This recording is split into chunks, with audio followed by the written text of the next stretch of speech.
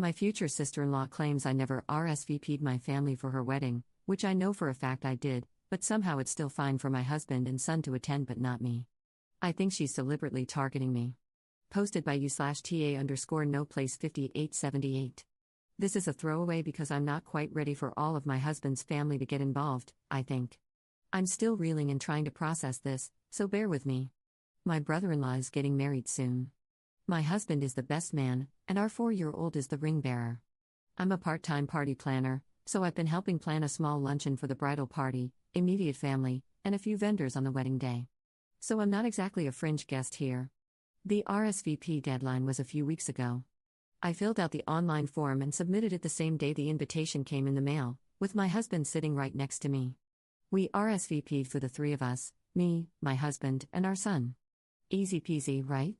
Well, my brother-in-law's fiancé, my sister-in-law, I guess, reached out today over text saying we never RSVP'd. Not hey, I never saw your RSVP, just checking, but straight up, you didn't respond. Which is frustrating on its own, but then she tells us that while my husband and son have seats at the reception as they were part of her original head counts, I do not. My husband was told I could come early with him to set up the luncheon still and stay for the ceremony, but that I would not have a spot at the reception. Let me repeat that, I'm married to the best man, mother of the ring bearer, and helping with wedding day logistics, including connecting my brother-in-law's fiancé with some of my professional contacts. And she somehow decided I just wouldn't be coming? And she never followed up before the RSVP deadline? Just, in what world? I'm torn between feeling hurt, furious, and just flabbergasted. And used, I definitely feel used. At best, this was a sloppy mistake that she's not owning. At worst, it feels like a pointed exclusion. I'm not sure which stings more. My husband is going to handle the conversation with his brother to figure out what is going on because I genuinely don't trust myself to be polite and keep the peace. There was no other drama leading up to this that I was aware of. I have a good relationship with my in-laws. So yeah, this is totally out of left field for me and my husband. I would love to hear thoughts, especially from people who've gone through something similar. I don't typically touch weddings with work, so this is all new territory for me as a pseudo-vendor/guest. My husband wants to reach out and talk to his brother first, but I'm so tempted to reach out to my mother-in-law before our usual meetup tomorrow to see if she knows anything. Top/relevant comments. Commenter. You are smart to wait and let your husband talk to his brother. I'm flabbergasted also. That is freaking nuts. And this is coming from someone who is totally laid back, not someone who usually takes things personally.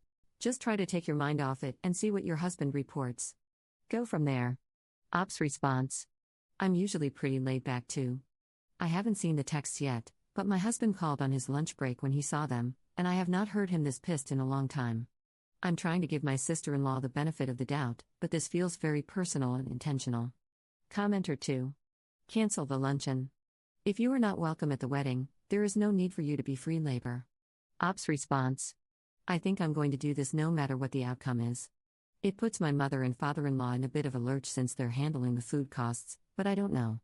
I know I'm biased because I'm in the middle of it, but I feel like there should be some consequences. Op adds an edit to her post. My husband and brother-in-law are talking now.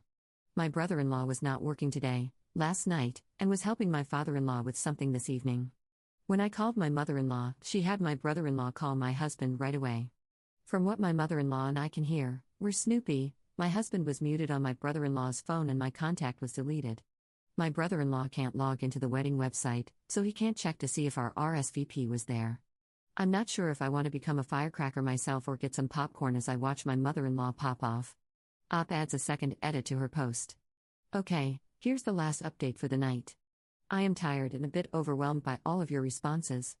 I'm sorry I haven't replied to them all, but I have read most of them. Again, thank you for your advice and just general support during this really weird and upsetting time. So, my husband finally got a hold of my brother-in-law after I called my mother-in-law. No one else knew this was going on. While they were talking, my brother-in-law tried logging into their wedding website to see if this was a mistake or misunderstanding, but couldn't log in. So he texted his fiancée to see if she changed the password, and she just told him to come home instead. This set off 3 things. 1. My brother-in-law ended the call with my husband to call his fiancée about why she couldn't answer a simple question.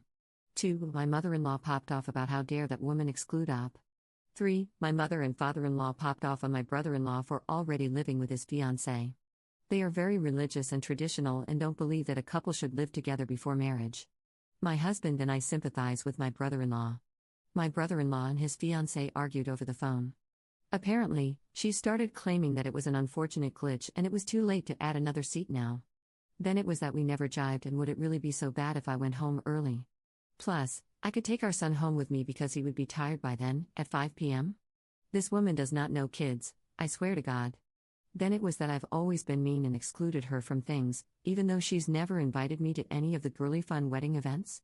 At this point, my husband and I are glued to my phone as we're hearing yelling from all four of them until she hangs up. My brother-in-law is spending the night at his parents' and is unsure about the wedding now. He plans on going home tomorrow with my husband going with him for moral support.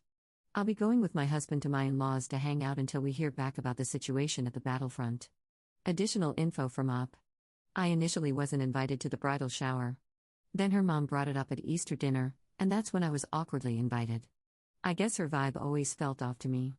She doesn't like my hobbies, specifically TTRPGs and video games. They're hobbies I have in common with my mother-in-law, and my sister-in-law stopped bashing them as much when she found out my mother-in-law also partakes in quests across Tamriel and the Forgotten Realms. Op adds a third edit to her post. Sorry, one more teeny 1 a.m. update. My husband is asleep, I should be too, but I'm still reeling and pissed. I thought to take a screen cap of the message she sent my husband for future proof, and it's gone. She used Facebook Messenger to text my husband, and it says her texts are deleted. Update 2 days later. I can't sleep after word vomiting this in my journal, so why not post the update? Just to clarify something from the original post, I did not plan everything for the wedding. I offered to bring food for a small luncheon between photos, 10 a.m., and the ceremony, 4 p.m., as dinner wasn't planned until 6 p.m. It was going to be a long day at a farm in the middle of nowhere. I offered to do it to be nice but also to make sure no one, specifically a certain 4-year-old, would be hangry for the ceremony. My sister-in-law also only used one of my vendor contacts, so with things going south, my professional reputation shouldn't really be impacted. The update, turns out, the no seat for op issue was the problem that broke my brother-in-law's relationship. And we're a bit upset my brother-in-law didn't talk to anyone about this until it blew up. Behind the scenes, my brother-in-law and his fiancée were having arguments about their future together. Most of these arguments centered around having kids. Early on, she gave the impression that she wanted children someday. But as they got more serious, she started backtracking. A few months ago, my brother-in-law realized that it's very likely she never wanted kids, but felt too invested in the relationship to leave. But he always imagined having a large family, so this really shook him. On top of that, she apparently had jealousy and insecurity issues.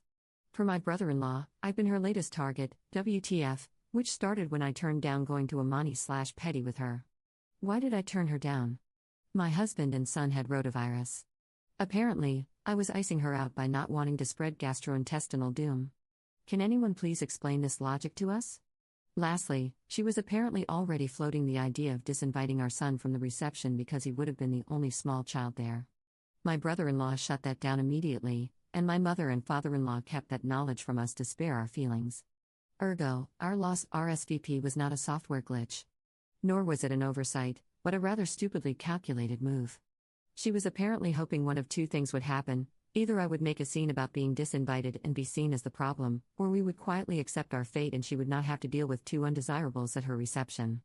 With all of this in mind, I can't figure out why she would have messaged my husband instead of me. Was she trying to cause more family drama?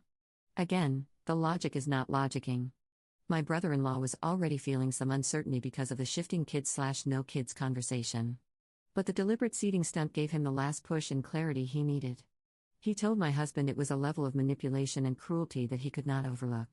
So he ended things and asked for the ring back. No wedding or reception, just a super messy, emotionally heavy, and expensive breakup. And I feel so bad for my brother-in-law. He's going through so much heartache right now, but he deserves better in a partner. Hopefully, she can find a family dynamic that doesn't feel like a never-ending battlefield. That's all for now. I'm still tired. I'm still flabbergasted. But I'm also relieved this wedding arc is coming to an end. Top/relevant comments. Commenter. Please give us more details about how your sister-in-law reacted to being called out and to the wedding being called off. Op's response. Per my brother-in-law, there was a lot of begging and crying. There was also anger and accusations that he was cheating with me, followed by professions of love and offers to go to therapy. She also kept taking the items he was packing out of his bags until he called my husband to come in and be another set of eyes. Commenter 2. She took a calculated risk, but man, did she skip math. Ops response. Are we sure she was even using numbers?